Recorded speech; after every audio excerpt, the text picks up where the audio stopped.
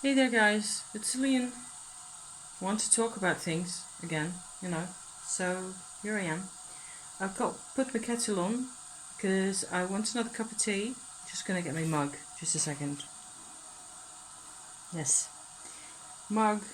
The countertop has been rearranged so we have room for cooking later. Because that's important. Um so what with my oil painting endeavors recently, I have come to the conclusion, very much as you may have seen in my tarot card spread yesterday that I uploaded, that there's actually quite a bit more of a visceral kind of a connection to my parents, both my parents actually, and especially my dad, but bringing my dad back in means bringing my mum back in for me as well, in my oil painting business. For some reason, it's a lot more complicated than I want it to be, I think. Putting on my nice, what's it called? This one? Septarian stone, yes. Because it tends to help me think. And so maybe, there will be words. Because I'm kind of confused with all the things happening at the moment. I'm trying to... Yesterday, I told you guys just a tiny bit about trying to find in the Facebook multiverse somewhere, in the internet, somebody who is now the owner of a painting, an oil painting that my dad made in probably 72, 73, representing my mum, not in the best daylight. It may well have gone to, to the dump. That would have been a real shame, I think, because a lot of work went into it, knowing my dad, how he went about these things. So it's kind of a detective story. I wrote after making my vlog with my cards that you saw, maybe. If not, this is not going to make any sense to you. This is a bit of a a story in episodes here. Okay, I showed you 2 little vlogs of a painting concerning my soul retrieval experience earlier this week, Tuesday. 2 episodes from the same day, a before and after some work I did. Then, because of the way it feels to be working on that stuff again, working with the materials and the paints and all the rest of it, it's like a bit like a comet. The front end of the comet is me working and being all excited and happy, really happy, with my paints and with being able to sort of make things that I like. Who else, who cares otherwise? I just want to be happy with my paints. Go ahead and blame me. It's not complicated. But there's a whole tale behind the comet. That's kind of what it's like at the moment for me. So yesterday I did this card spread. I did a general reading for myself because I was kind of uncomfortable with the tail of the comet and all the little, I suppose, the smell of the turpentine and that kind of thing. And in that video I also referenced the painting that my dad made in 1973. And after that, after I'd finished recording and uploading that one, I went to Facebook and composed a message to a community on Facebook that is actually the village where we lived at the time in 1972 to 70, I don't know, 72, 71 to 73 maybe, because I was like yay high at the time, so I have no memory of exact years. I do remember sort of going to school there for at least 6 months. So maybe it was just a year. It's quite possible. One thing that's very clear to me from my memories and from whatever we have been able to exchange in terms of information, my dad and I, mostly, my watch is coming to the boil, is that the relationship that there was deteriorated really badly. Okay, so this is boiling. Just me tea bag here. I've got this lovely tea that I found somewhere. which you won't be able to obtain probably where you are because you're on the other end of the world. It's passion fruit with lemongrass and ginger. It's real nice. So what we've been able to figure out in the period of time where we were having some form of a communication, some form of a discussion over the phone, my dad and I, in 2019. He described for me what it was like making the painting, why he did it the way he did it, and so on, and that has just given me a lot more understanding of the sort of the way that relationship, that marriage collapsed in on itself, how that worked, that it wasn't also a single event or just a consecutive set of events or anything, or that it wasn't I understand a lot more now. Also now, from the kinds of efforts that I've made in this field, I am beginning to understand more and more that it was really a process. And just now I was doing some astrology again, so I'm basically out here now for just some kind of a little witch check-in with this stuff, because astrology can be really helpful. It has been for me a number of times. And if I go back into history, into that time period, I know that my parents were together for 12 whole years before I came into the picture. My mother at first didn't want to have children because idealism and all that. They very obviously sort of got along much better so long as there weren't any kids involved.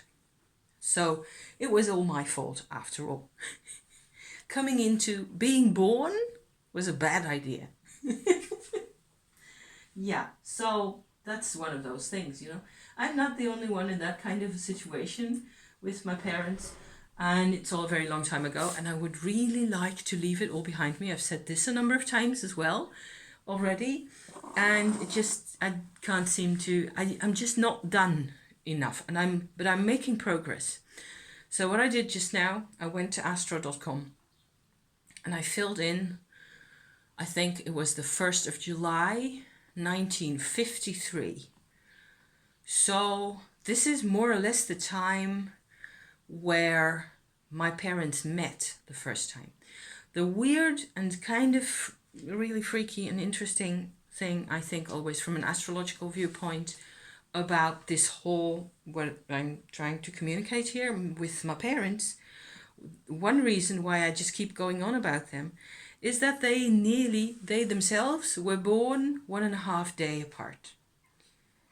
Really 1.5 days. So not with a year or more between them, but they were the same age. They were born in 1934. I've said this a dozen times already also, just in case you never heard me say this. My parents were born in 1934 on the 20th and the 22nd of April. So my dad was an Aries, at the very end of Aries. My mum was only just a Taurus. And they had a couple of astro, things going on at the time that didn't make them really easy people to relate to. What I did just now, is I made a chart for the 1st of July 53, which is 1966, my birth year, minus 12, plus a bit, okay? I'm assuming they married in 54, which makes it 12 years exactly, 54 to 66, right? If you're still with me. So they weren't together, they didn't live together before getting married. They got married in order to be able to live together and for my mom to not have to live with her parents anymore. That was the reason why she wanted out of her parents' house at the time. Which I can understand, but that's a whole different story, right? It's part of the whole thing. It's very complex. Also, what I did is I looked at that chart, 53, the summer of 1953, and there were a couple of things that were so striking where I can see just from that single moment, where it's quite possible that they didn't even know each other at that time just yet, but it was in the works. Okay?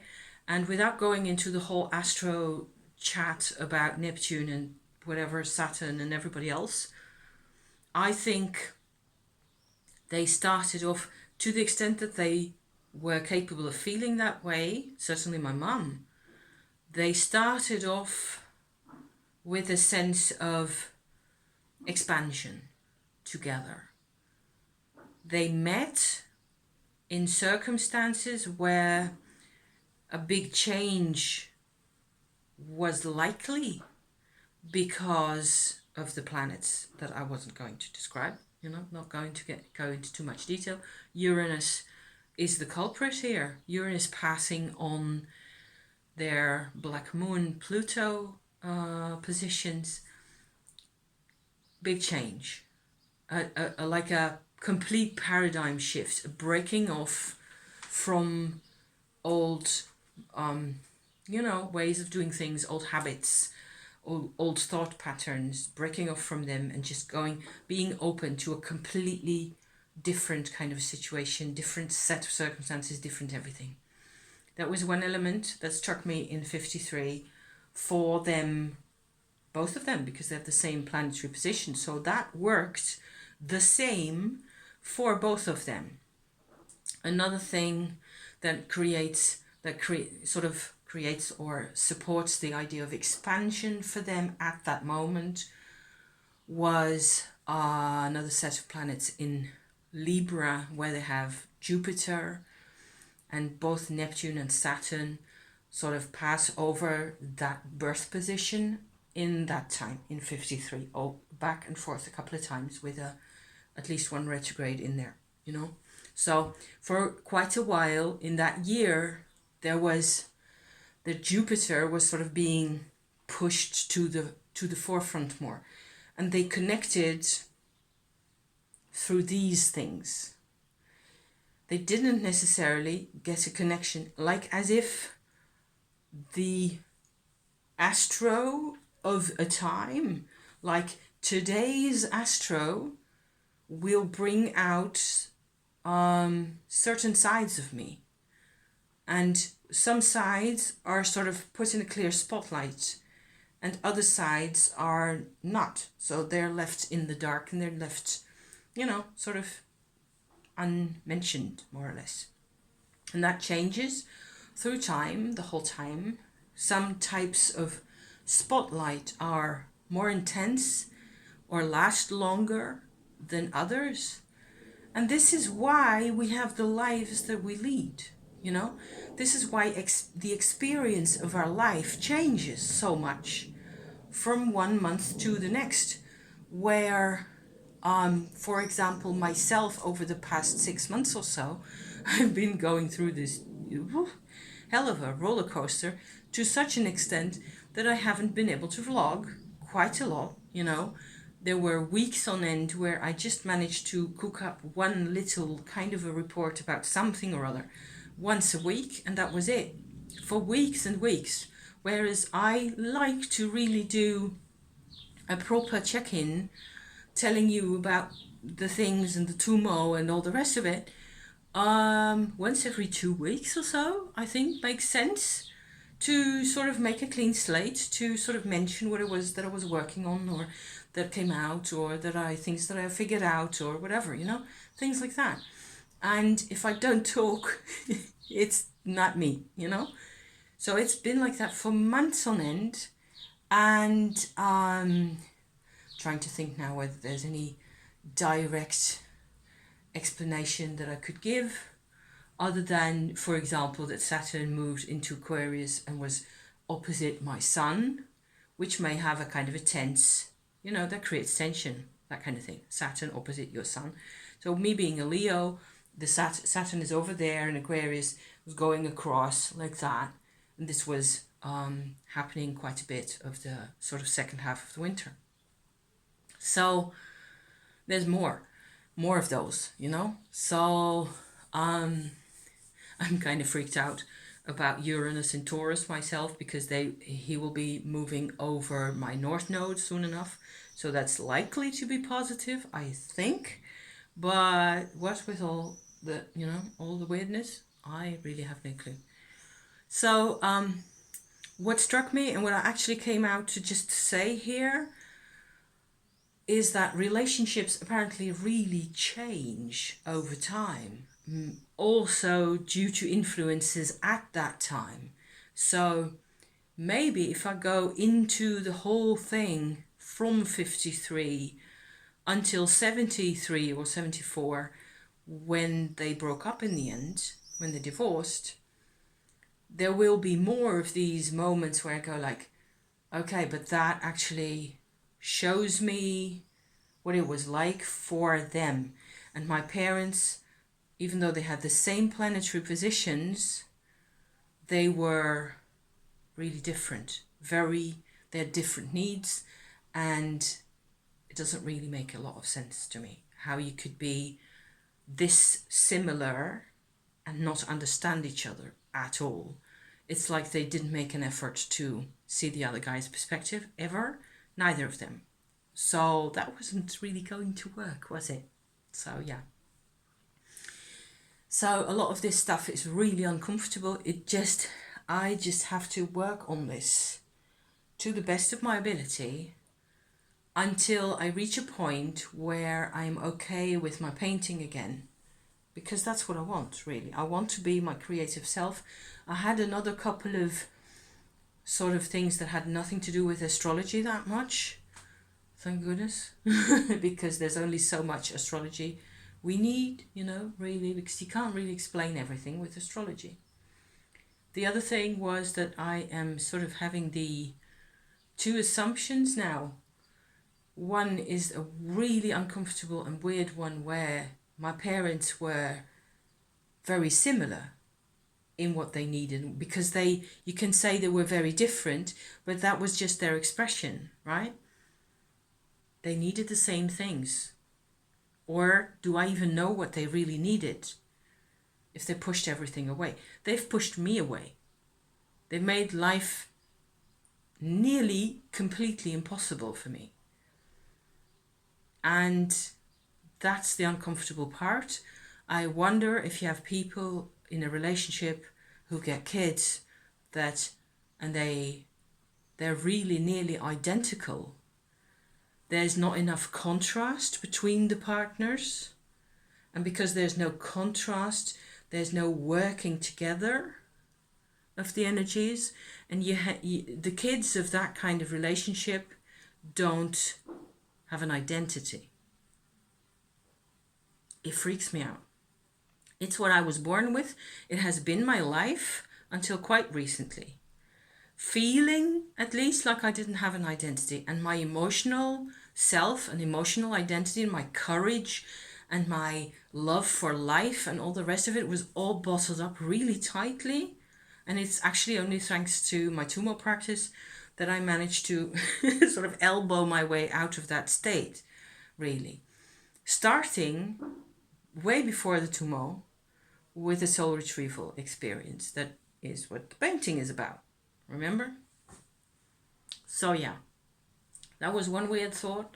Not sort of the chemistry of putting these two together and then having a kid that doesn't have an identity come out of that. That sort of made sense. I don't know. It just kind of weirdly 0 + 0 = 0. Kind of because there's no contrast. Because there's no, no mixing. Because if you have a mix, it means there's different things. See? So yeah. So there was another thought, and I don't remember it now. It's gone. If it was that important, I will put it in a pinned comment, because duh. We're not going to stand here forever the whole time. I'm going to have my tea, and I'm going to go back to my novel, because thank you for watching, This is... I don't know. I put the post on Facebook with a sort of a sketch that I made on the computer to sort of simulate what the painting must still look like from my memory, mostly. And who knows? It's kind of a bit like a detective story. And if they come out with the painting in 6 months' time, somebody goes waving in my Facebook, I've got your painting and do you want it? I don't know what to say because at this moment, if I feel like, oh no, thank you, just leave it where it is, please. But I would like to have a photograph, which I will then avoid looking at for another 2 weeks or so because, ow, it's all been so... They have suffered way more. That was the other thought. Not only have they suffered so much, which they didn't communicate to me and translate to your child in terms of courage and strength and resilience, and you have to... My mum tried. She tried to give me that, but she had processed only this much at the top layer of the other 900% down here, which nothing had been done about. All the rage and the anger, and why? So they were really miserable, and I think they were also really way creative people, which is why I paint, which is why I have this desperate urge to keep painting and to keep talking and to keep pummeling at things, because that's what I inherited from them. That's why these people were my parents, because that's more important. But you need to transmute and alchemize all this pain. And if there is 90 barrels of misery sitting in your living room, you have to open them up one at a time and just work through it and work with whatever you can find, is my lesson for today. So that's 20 minutes. Perfect. I'm gonna have my tea now. Thank you for watching. If you managed to sit this out, very chaotic and rambly, I'm very sorry. It's just life is like that, you know. So yeah, thank you, and one day we will have sorted it all out. I'm quite confident. She says, love you to pieces. See you next time. Okay, now, ciao.